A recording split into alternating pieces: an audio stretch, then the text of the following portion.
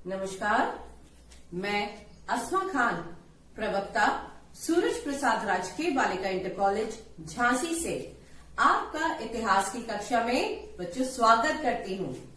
आज हम पढ़ने जा रहे हैं अपने 7वें अध्याय का दूसरा भाग। तो 7वां अध्याय क्या था हमारा? बदलती हुई सांस्कृतिक परंपराएं। इसका दूसरा भाग हम पढ़ेंगे। तो बच्चों, इससे पहले वाले भाग में हमने इटली के नगरों के पुनरुत्थान के बारे में पढ़ा, साथ ही विज्ञान और दर्शन में अरबियों के योगदान के बारे में भी हमने समझा। साथ ही साथ विश्वविद्यालय और मानवतावाद के बारे में भी हमने जानने का प्रयास किया था। तो बच्चों, अब हम इसी अध्याय के दूसरे भाग के उद्देश्य को भी देख लें। बच्चों, इस भाग की समाप्ति के पश्चात आप सभी छात्र छात्राएं निम्नलिखित बातों को समझने में सक्षम होंगे। वे कौन सी हैं? वास्तुकला के अंतर्गत प्रथम मुद्रित पुस्तकों के बारे में हम पढ़ेंगे। मनुष्य की एक नई संकल्पना को समझने का हम बच्चों प्रयास करेंगे। महिलाओं की आकांक्षाओं के बारे में हमें पढ़ेंगे।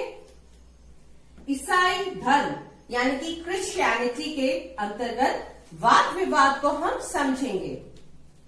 कोपरनिकस क्रांति के बारे में भी हम पढ़ेंगे। ब्रह्मांड का अध्ययन एवं 14वीं सदी में क्या यूरोप में पुनर्जागरण हुआ था, उसके बारे में भी हम बच्चों जानने का प्रयास करेंगे। इसी के साथ बच्चों मैं आपको बता दूं कि जैसे कि दूसरे देशों के लोग यदि महान कलाकारों द्वारा रचित लेप चित्रों, मूर्तियों या भवनों को देखना चाहते थे तो उन्हें इटली की यात्रा करनी पड़ती थी, किंतु जहां तक साहित्य की बात है, जो कुछ भी इटली में लिखा गया विदेशों तक पहुंचा। तो हम देखें सबसे पहले प्रथम मुद्रित पुस्तकें। अब क्या हुआ बच्चों? ये 16वीं शताब्दी की क्रांतिकारी मुद्रण प्रौद्योगिकी की दक्षता की वजह से हुआ। इसके लिए यूरोपीय लोग अन्य लोगों के मुद्रण प्रौद्योगिकी के लिए चीनियों तथा मंगोल शासकों के ऋणी रहे, क्योंकि यूरोप के व्यापारी और राजनायक मंगोल शासकों के राज दरबार में अपनी यात्राओं के दौरान इस तकनीक से परिचित हुए थे। तो बच्चों, इससे पहले इतने ही समय में एक धर्म भिक्षु बाइबल की केवल एक ही प्रति लिख पाता था। इसी के साथ जर्मन मूल के जोहानस गुटेनबर्ग, जिन्होंने पहले छापे खाने का निर्माण किया, उनकी कार्यशाला में बाइबल की 150, नोट करिए, 150 प्रतियां छपी। 15वीं शताब्दी तक अनेक क्लासिकी ग्रंथों, जिनमें अधिकतर लातिनी ग्रंथ थे, उनका मुद्रण इटली में हुआ। इस मत और जानकारी से अब तेजी से क्या हुआ? प्रसार होने लगा। नए विचारों को बढ़ावा देने वाली एक मुद्रित पुस्तक कई 100 पाठकों के पास जल्दी पहुंच सकती थी। अब पाठक एकांत में बैठकर पुस्तकों को पढ़ सकता था, क्योंकि वह उन्हें बाजार से खरीद सकता था। इससे लोगों में पढ़ने की आदत का विकास हुआ और 15वीं शताब्दी के अंत में इटली की मानवतावादी संस्कृति का एल्प्स पर्वत के पार बहुत तेजी से फैलने का मुख्य कारण वहां पर छपी हुई पुस्तकों का वितरण था। तो बच्चों, इससे स्पष्ट है कि पहले के भौतिक आंदोलन जो खास क्षेत्रों तक ही सीमित क्यों रहते थे, ये आप समझ ही गए। अब इसी के साथ हम देखते हैं अपनी अगली स्लाइड, मनुष्य की एक नई संकल्पना। मानवतावादी संस्कृति की विशेषताओं में से एक था मानव जीवन पर धर्म का नियंत्रण कमजोर होना। इस समय लोगों में अच्छे व्यवहारों के प्रति दिलचस्पी थी। व्यक्ति को किस तरह विनम्रता से बोलना चाहिए, कैसे कपड़े पहनने चाहिए और एक व्यक्ति को किस में दक्षता हासिल करनी चाहिए। तो बच्चों, ये आदर्श इस विश्वास के साथ घनिष्ठ रूप से जुड़ा था कि मनुष्य का स्वभाव बहुमुखी है, जो कि 3 भिन्न भिन्न वर्गों, जिसमें सामंती समाज विश्वास करता था, उनके विरुद्ध गया। इसी के साथ मानवतावाद का मतलब ये भी था कि व्यक्ति विशेष सत्ता और दौलत की होड़ को छोड़कर अन्य कई माध्यमों से अपने जीवन को रूप दे सकता था। साथ ही बच्चों, बता दूं मैं आपको कि व्यापारी परिवारों में महिलाओं की स्थिति कुछ भिन्न थी। अब भिन्न किस प्रकार से? जो दुकानदारों की स्त्रियां दुकानों को चलाने में प्रायः उनकी सहायता करती थी, व्यापारी और साहूकार परिवारों की पत्नियां परिवार के कारोबार को उस स्थिति में संभालती थी जब उनके पति लंबे समय के लिए दूर दराज के स्थानों को व्यापार के लिए जाते थे। अभिजात संपन्न परिवारों के विपरीत व्यापारी परिवारों में यदि व्यापारी की कम आयु में मृत्यु हो जाती थी तो उसकी पत्नी ही सार्वजनिक जीवन में बड़ी भूमिका निभाने के लिए बाध्य होती थी। अब व्यक्तित्व और नागरिकता के विचारों से महिलाओं को दूर रखा गया। सार्वजनिक जीवन में अभिजात व संपन्न परिवार के मनुष्य का प्रभुत्व था। वेनिस निवासी कसांद्रा फदेले, जो कि उनका टाइम पीरियड बच्चों नोट कर लीजिए, 1465 से 1558 के बीच में था। उन्होंने लिखा, अब क्या लिखा? उन्होंने ये लिखा कि यद्यपि महिलाओं को शिक्षा ना तो पुरस्कार देती है और ना किसी सम्मान का आश्वासन, तथापि प्रत्येक महिला को सभी प्रकार की शिक्षा को प्राप्त करने की इच्छा रखनी चाहिए और उसे ग्रहण भी करना चाहिए। इसी के साथ उस समय लोग अपने लड़कों को ही शिक्षा देते थे। विवाह में प्राप्त महिलाओं के दहेज को वे अपने पारिवारिक कारोबार में लगाते थे। महिलाओं को ये अधिकार नहीं था कि वह अपने पति को कारोबार चलाने के बारे में कोई भी राय दे सके। अब उन्होंने अपने पति की अनुपस्थिति में अपने राज्य पर शासन किया। अब कैसे? यद्यपि मटुआ एक छोटा राज्य था, तथापि उसका राज दरबार अपनी भौतिक प्रतिभा के लिए प्रसिद्ध था।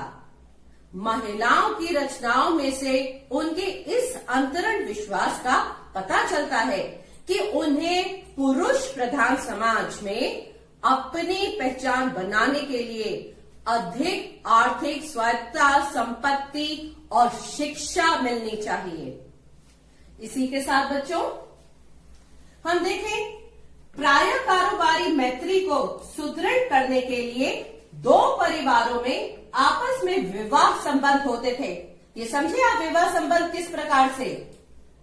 यदि प्राप्त दहेज का प्रबंध नहीं हो पाता था तो शादीशुदा लड़कियों को ईसाई मठों में भिक्षुणी का जीवन बिताने के लिए भेज दिया जाता था। आमतौर पर सार्वजनिक जीवन में महिलाओं की भागीदारी बहुत ही सीमित हो गई थी। तो बच्चों, इसी क्रम में हम आगे बढ़ते हुए देखें कि उस काल की कुछ महिलाएं बौद्धिक रूप से बहुत रचनात्मक थीं और मानवतावादी शिक्षा की भूमिका के बारे में संवेदनशील थीं। वे वेनिस की अनेक लेखिकाओं में से एक थीं, जिन्होंने गणतंत्र की आलोचना स्वतंत्रता की एक बहुत सीमित परिभाषा निर्धारित करने के लिए की, जो महिलाओं की अपेक्षा पुरुषों की इच्छा का ज्यादा समर्थन करती थी। इस काल की एक अन्य प्रतिभाशाली महिला मटुआ की मार्चिसा इसाबेला दी एस्ते थी। अभी जैसा कि बच्चों मैंने आपको बताया था मटुआ के बारे में कि यद्यपि मटुआ एक छोटा राज्य था, तथापि उसका राज्य दरबार अपनी बौद्धिक प्रतिभा के लिए प्रसिद्ध था। महिलाओं की रचनाओं में से उनके इस अंतरण विश्वास का पता चलता है कि उन्हें पुरुष प्रधान समाज में अपनी पहचान बनाने के लिए अधिक आर्थिक स्वायत्तता, संपत्ति और शिक्षा मिलनी चाहिए। तो बच्चों अब हम इसी में आगे देखें। ईसाई धर्म के अंतर्गत वाद विवाद, ये मैंने आपको बताया था कि ये हमें आगे पढ़ना है। व्यापार और सरकार, सैनिक विजय और कूटनीतिक संपर्कों के कारण इटली के नगरों और राज दरबारों के दूर दूर के देशों से संपर्क स्थापित हुए। इन नई सांस्कृतिक, शिक्षित और समृद्धिशाली लोगों द्वारा प्रशंसा ही नहीं वरन उसको अपनाया भी किया।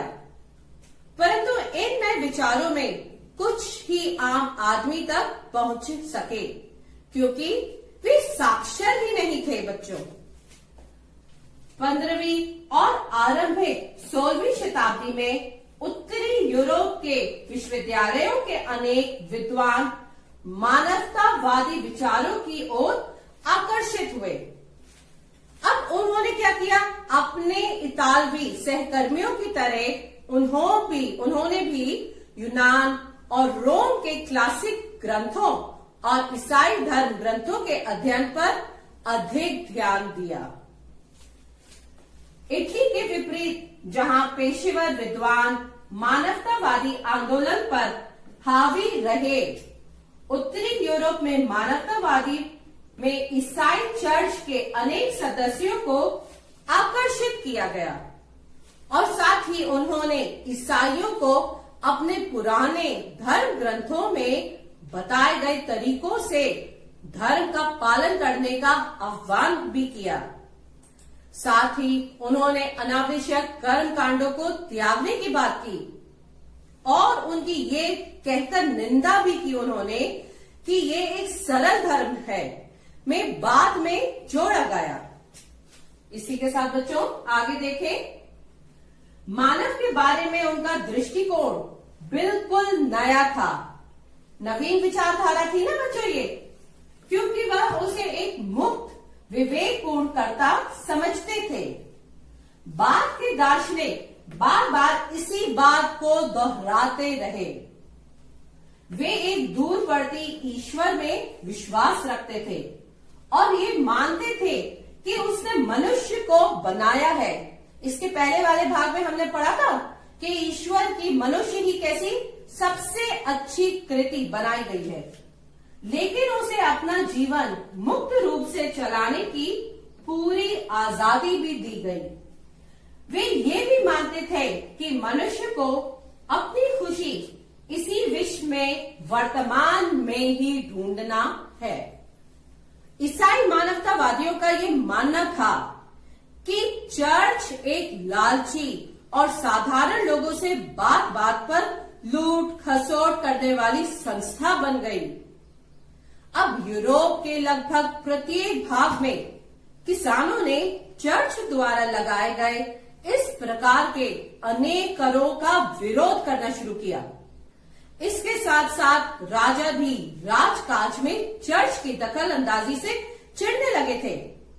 जब मानवतावादियों ने उन्हें ये सूचित किया कि न्याय और वित्तीय शक्तियों पर पादरियों का दावा कॉन्स्टेंटाइन के अनुदान नामक एक दस्तावेज में उत्पन्न होता है, जो कि प्रथम ईसाई रोमन सम्राट कॉन्स्टेंटाइन द्वारा संभवतः जारी किया गया था, तो बच्चों उन राजाओं को खुशी हुई क्योंकि मानवतावादी विद्वान ये दर्शाने में सफल हो गए कि कॉन्स्टेंटाइन का वह दस्तावेज असली नहीं बल्कि परवर्ती काल जालसाजी से बनाया गया था। इसी के साथ बच्चों अब हम अपनी अगली स्लाइड देखते हैं। इसी स्लाइड में हम आगे देखते हैं कि एक जर्मन युवा भिक्षु मार्टिन लूथर ने कैथोलिक चर्च के विरुद्ध दलील पेश की।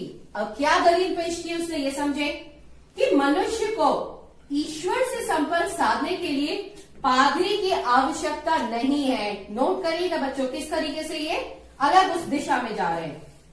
इस आंदोलन को प्रोटेस्टेंट सुधारवाद नाम दिया गया, जिसके कारण जर्मनी और स्विट्जरलैंड के चर्च ने पोप और कैथोलिक चर्च से अपने संबंध समाप्त कर दिए। अब उन्होंने क्या किया, अपने अनुयायियों को आदेश दिया कि वे ईश्वर में पूर्ण विश्वास रखें, क्योंकि केवल उनका विश्वास ही नहीं एक सम्यक जीवन की ओर ले जा सकता है और उन्हें स्वर्ग में प्रवेश दिला सकता है। मार्टिन लूथर ने परिवर्तनवाद का समर्थन नहीं किया। उन्होंने आह्वान किया कि जर्मन शासक समकालीन किसान विद्रोह का दमन करें। अब अंततः यूरोप के अनेक क्षेत्रों की तरह फ्रांस भी कैथोलिक चर्च ने प्रोटेस्टेंट लोगों को अपनी पसंद के अनुसार उपासना करने की छूट दी। इंग्लैंड के शासकों ने पोप से अपने संबंध तोड़ दिए। इसके उपरांत क्या हुआ, राजा रानी इंग्लैंड के चर्च के प्रमुख बन गए। अब हम पढ़ते हैं अपनी अगली स्लाइडिंग हेडिंग की ओर चलते हैं, कॉपरनिकस क्रांति। अभी कॉपरनिकस क्रांति में क्या, ईसाइयों की यह धारणा थी कि मनुष्य क्या है, पापी है। इस पर वैज्ञानिकों ने पूर्णतः अलग दृष्टिकोण से आपत्ति की। कैसी, कि यूरोपीय विज्ञान के क्षेत्र में एक युगांतरकारी परिवर्तन मार्टिन लूथर के समकालीन कॉपरनिकस के काम से आया। अभी बात करी थी हमने मार्टिन लूथर के बारे में। वही ईसाइयों का ये विश्वास था कि पृथ्वी पापों से भरी हुई है और पापों की अधिकता के कारण वह स्थिर है। पृथ्वी ब्रह्मांड के बीच में स्थिर है, जिसके चारों ओर क्या है, खगोलीय ग्रह घूम रहे हैं। कॉपरनिकस एक निष्ठावान ईसाई थे और वे इस बात से भयभीत थे कि उनकी इस नई खोज से परंपरावादी ईसाई धर्म अधिकारियों में घोर प्रतिक्रिया उत्पन्न हो सकती है। उनके इन विचारों को ग्रहण करने में लोगों को समय तो बहुत लगा और आधी शताब्दी से अधिक समय बीतने पर खगोल शास्त्री कौन, जोहानस केपलर तथा गैलीलियो गैलीली ने अपने लेखों द्वारा स्वर्ग और पृथ्वी के अंतर को समाप्त कर दिया। तो बच्चों हम देखें कि केपलर ने अपने ग्रंथ कॉस्मोग्राफिकल मिस्ट्री में कॉपरनिकस के सूर्य केंद्रित सौर मंडल के सिद्धांत को लोकप्रिय बनाया, जिससे ये सिद्ध हुआ कि सारे ग्रह सूर्य के चारों ओर वृत्ताकार रूप में नहीं बल्कि दीर्घ वृत्ताकार मार्ग पर परिक्रमा करते हैं। गैलीलियो ने अपने ग्रंथ द मोशन में गतिशील विश्व के सिद्धांतों की भी पुष्टि की।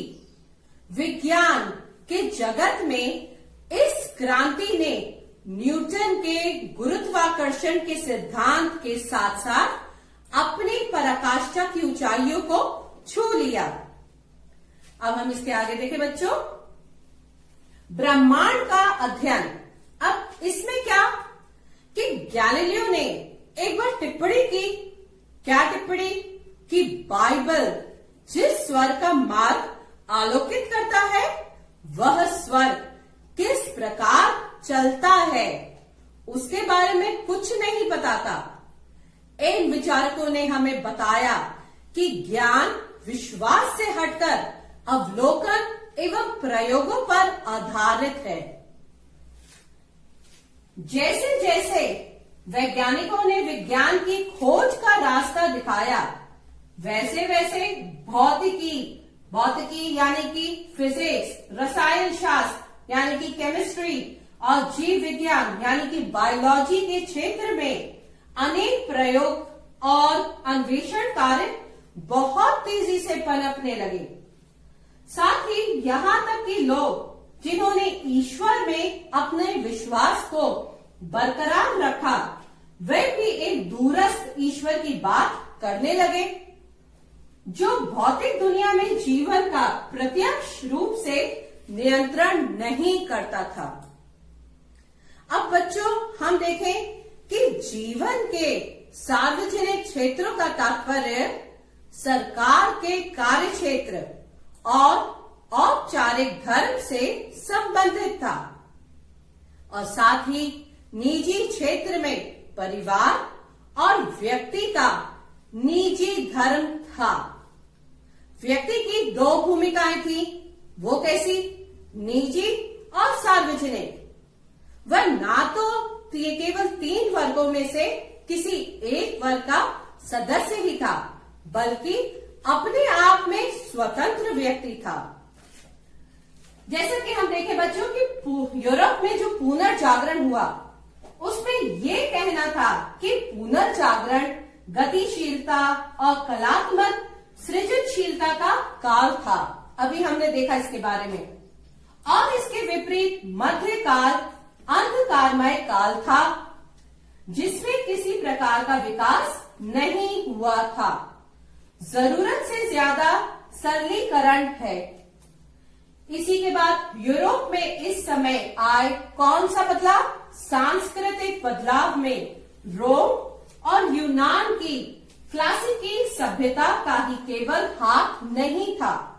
रोमन संस्कृति के पुरातात्विक और साहित्यिक पुनरुद्धार ने भी इस सभ्यता के प्रति बहुत अधिक प्रशंसा के भाव उभारे।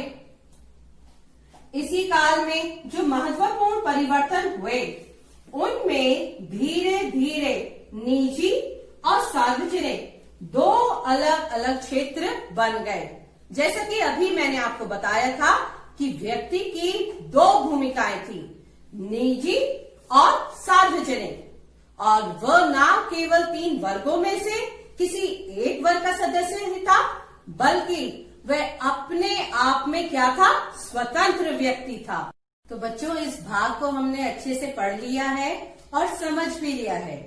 तो बच्चों, अब हम संक्षेप में देख लें कि हमने क्या पढ़ा और क्या जाना है।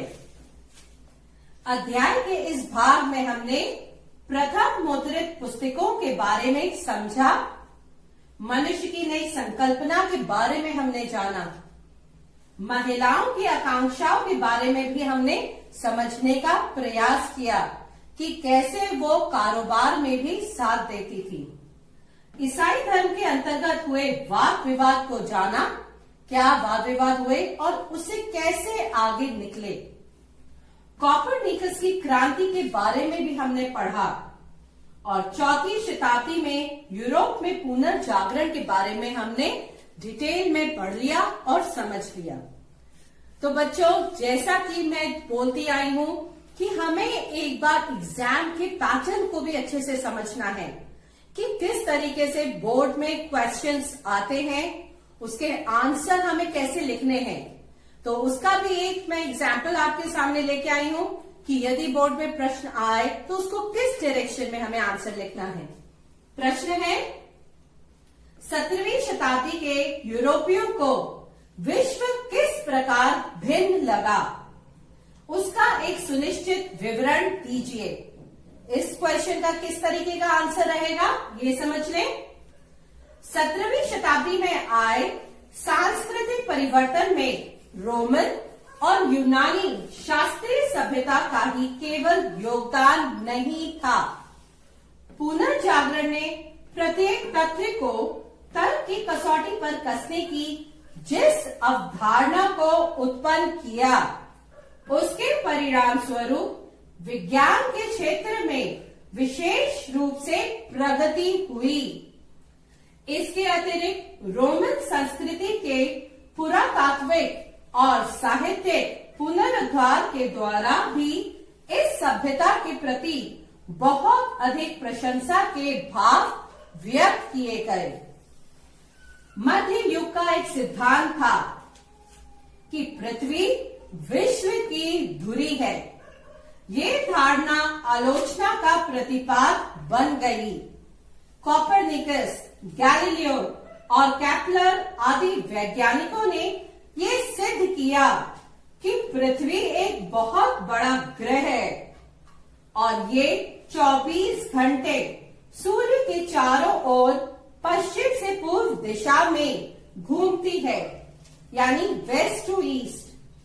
दूसरी तरफ यूरोप वासियों में केवल यूनानी व रोमन लोगों से ही नहीं सीखा, बल्कि अरब, ईरान, मध्य एशिया और चीन जैसे देशों से भी ज्ञान की प्राप्ति की। इसी के साथ बच्चों, इतिहासकारों ने पर्याप्त सबूतों के अभाव में यूरोप को केंद्रित दृष्टिकोण में रखा।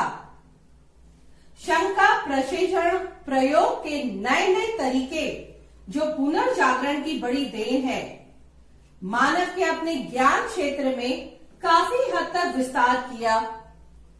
अब वेसेलियस ने शल्य चिकित्सा के आधार पर मानव शरीर से संबंधित तथ्यों की जानकारी प्रदान की। इस प्रकार 17वीं शताब्दी के यूरोप वासियों के लिए विश्व की अवधारणा पूर्णतः अलग थी। बच्चों, आप इसका आंसर फॉर्मेट अच्छे से समझ गए हैं कि कैसे लिखना है। अब हम इस भाग के निष्कर्ष को भी जान लें कि हमने क्या समझा इससे। इस भाग से यह निष्कर्ष निकलता है कि यूरोप में 14वीं सदी का काल एक पुनर्जागरण का काल था, जिसमें तर्क आधारित विज्ञान को विशेष स्थान दिया गया। इसी वैज्ञानिक तर्क के आधार पर ईसाई धर्म में मतभेद उत्पन्न हुए, परंतु लोगों पर इसका सकारात्मक प्रभाव पड़ा और इससे विकास को बल मिला। तो बच्चों, अब हमने अच्छे से इस भाग को भी पढ़ लिया है और कुछ होमवर्क भी हमें करना है। तो होमवर्क के लिए आपको पूरे भाग को अच्छे से पढ़ के उसके नोट्स बनाने हैं और साथ ही 2 क्वेश्चंस मैं आपके लिए लेके आई हूं। एक क्वेश्चन का आंसर आपने कर ही लिया है बच्चों, दूसरा प्रश्न और आपको करना है। तो मैं एक बार दोनों आपको रिपीट कर देती हूं। 17वीं शताब्दी के यूरोपियों को विश्व किस प्रकार भिन्न लगा, उसका एक सुनिश्चित विवरण दीजिए। जो मैंने आंसर आपको बताया था उसको आपको एज इट इज लिखना है। दूसरा प्रश्न है, वेनिस और समकालीन फ्रांस में अच्छी सरकार के विचारों की तुलना कीजिए। ये दोनों क्वेश्चंस आपको घर पे करना है। और बच्चों, अब अगले अध्याय में हम कैरिबियन द्वीप समूह और ब्राजील के जल समुदाय के बारे में पढ़ेंगे। साथ ही मध्य और दक्षिणी अमेरिका की राज्य व्यवस्थाओं के बारे में भी हम जानेंगे। एज़टेक, जनमाया लोग और पेरू के इंका लोग इत्यादि के बारे में हम जानने का प्रयास करेंगे। और साथ ही यूरोप वासियों की खोज, यात्राओं व अटलांटिक पारगमन के साथ साथ अमेरिका में स्पेन के साम्राज्य की स्थापना के बारे में भी हम विस्तार से अध्ययन करेंगे। तो बच्चों, मैं आशा करती हूँ आपको ये भाग भी अच्छे से समझ आ गया होगा। तो आप घर पर रहिए, सुरक्षित रहिए। Thank you, take care.